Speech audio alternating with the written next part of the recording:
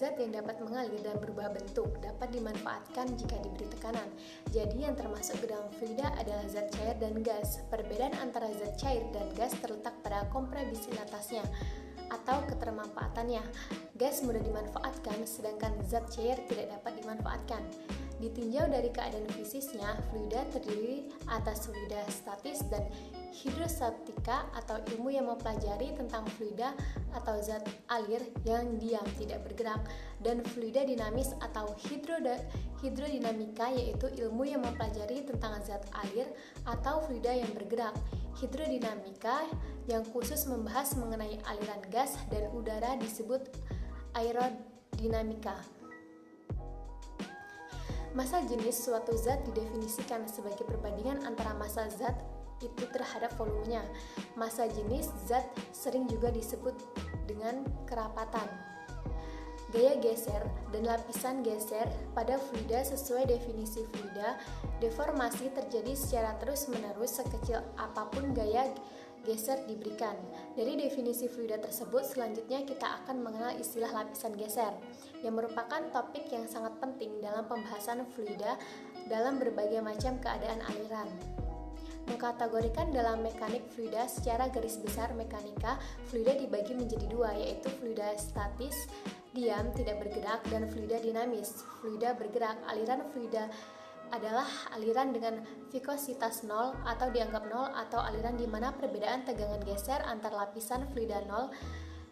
Kecepatan arah vertikal sudah tidak terjadi. Fluida inviscid selalu digunakan dalam mekanik fluida yang murni teoritis. Terima kasih. Assalamualaikum warahmatullahi wabarakatuh. Perkenalkan, nama saya Oktara Zalestari, NIM saya 2018 143088. Jadi, seperti yang dikatakan Saudari Wafik tadi, bahwa fluida itu terdiri atas fluida statis dan fluida dinamis. Nah, jadi di sini saya akan membahas mengenai fluida statis atau hidrostatika, yang merupakan ilmu yang mempelajari mengenai fluida atau zat alir yang diam tidak bergerak. Nah, untuk itu di dalam sifat fisik dari fluida yang merupakan statis, di mana adanya sifat-sifat seperti massa jenis, tekanan, tegangan, kapilaritas, dan viskositas. Nah, oke, kita langsung membahas mengenai yang pertama ini, di mana di sini ada massa jenis. Bisa dilihat gambar sebelah sini, bisa dilihat ya kan, bendanya ada air dengan massa jenis 1,00. Kemudian ada aluminium dengan massa jenisnya 2,7 dan seterusnya ya. Baiklah, lalu tekanan hidrostatis yang dimana tekanan adalah gaya yang bekerja tegak lurus pada suatu permukaan bidang dan dibagi luas permukaan bidang tersebut. Nah, tekanan hidrostatis ini disebabkan oleh fluida tak bergerak. Jadi, dimana ada beberapa alat pengukur seperti adanya barometer, manometer, pipa terbuka, pengukur tekanan ban, dan tekanan total. Berikutnya, untuk hukum utama hidrostatis itu sendiri bisa dilihat pada gambar di samping. Nah, persamaan tekanan hidrostatis ini besarannya tekanan yang sebelah sana dan titik B yang sebelah sini bergantung pada massa jenis fluida dan ketinggian fluida di dalam tabung. Nah, selanjutnya ada hukum Pascal, yang dimana seorang peneliti bernama Pascal ini mengemukakan dan berkesimpulan bahwa apabila tekanan diberikan pada fluida yang memenuhi sebuah ruangan tertutup, tekanan tersebut akan diteruskan oleh fluida tersebut ke segala arah dengan besaran yang sama tanpa mengalami pengurangan. Nah, hukum Pascal dimanfaatkan dalam peralatan teknik, banyak membantu pekerjaan manusia antara lain seperti dongkrak hidrolik, pompa hidrolik, mesin hidrolik, dan lain sebagainya.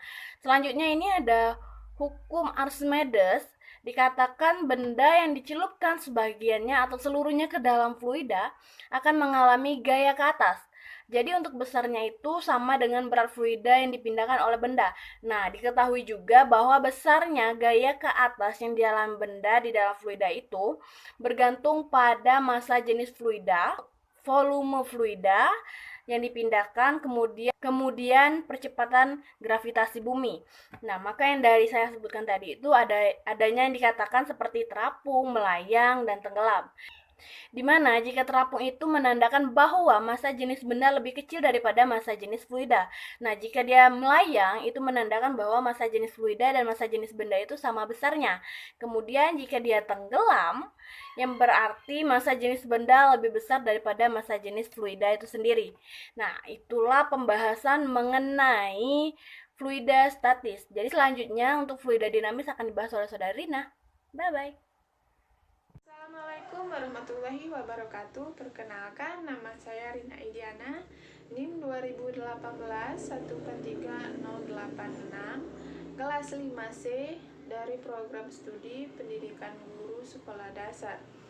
Baik, saya akan menjelaskan materi mengenai fluida dinamis.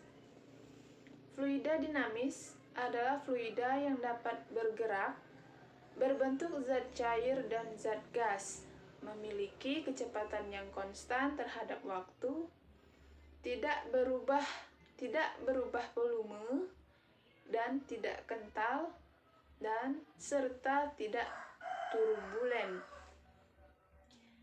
Adapun besaran-besaran yang berperan pada fluida dinamis, yang pertama ada 1, persamaan kontinuitas.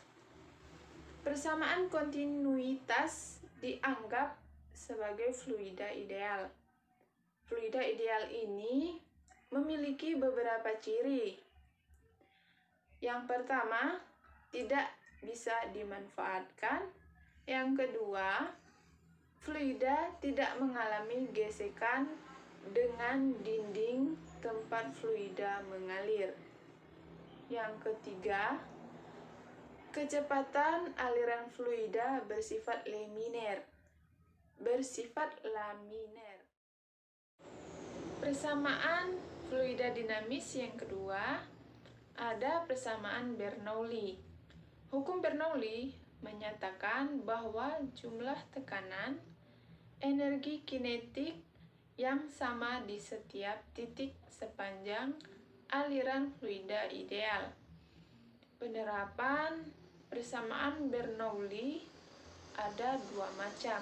Yang pertama, menggunakan alat ukur Venturi. Alat ukur ini terbagi lagi menjadi 2. Satu dengan tabung pitot atau pipa pipara. Kedua, gaya angkat pada sayap pesawat terbang. Penerapan persamaan Bernoulli yang kedua menggunakan viskositas. Berikut ada video praktikum mengenai fluida dinamis. Selamat menyaksikan.